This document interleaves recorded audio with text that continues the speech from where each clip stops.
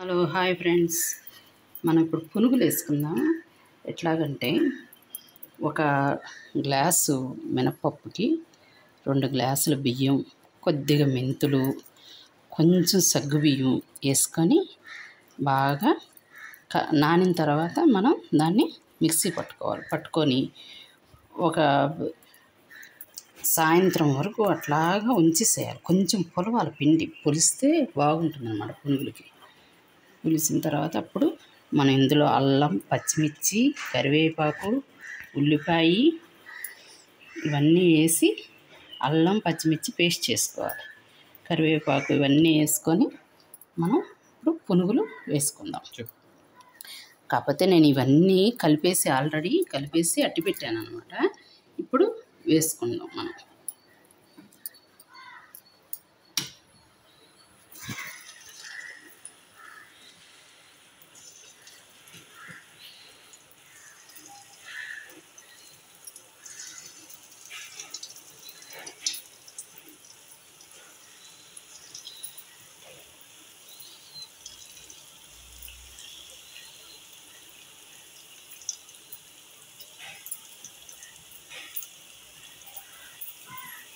చూసారా, ఇలాగే వేసేసుకుందాం అన్నమాట.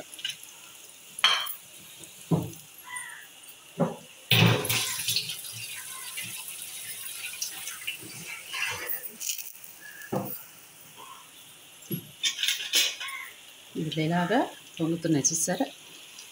అట్లాగా పొలిస్తే కొద్దిగా పిండి బాగుంటుంది అన్నమాట. అప్పుడు ఇవి కూడా పొంగుతాయి.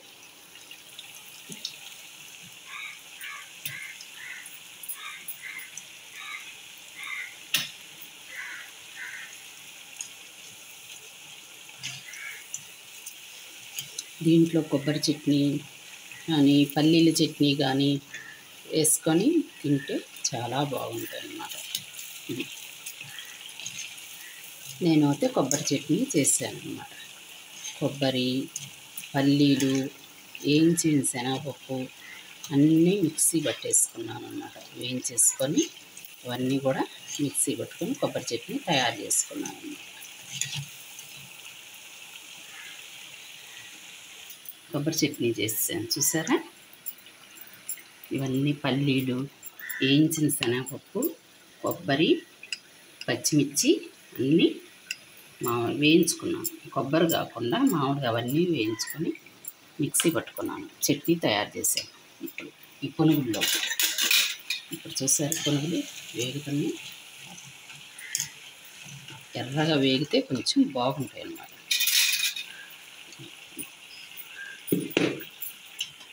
ఇప్పుడు తీసేసుకొని హాట్ ప్యాక్లో పెట్టుకుంటే మనం ఎప్పుడు కావాలంటే అప్పుడు తినచ్చు అన్నమాట. ఇప్పుడు చూసారా, హాట్ ప్యాక్లో పెడుతున్నాను.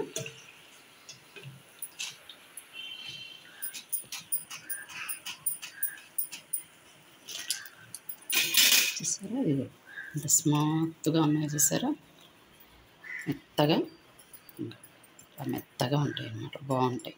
మెత్తగా ఉంటే ఇది కరకరమంటూ ఉంటుంది, కొంచెం బాగుంటాయి అన్నమాట.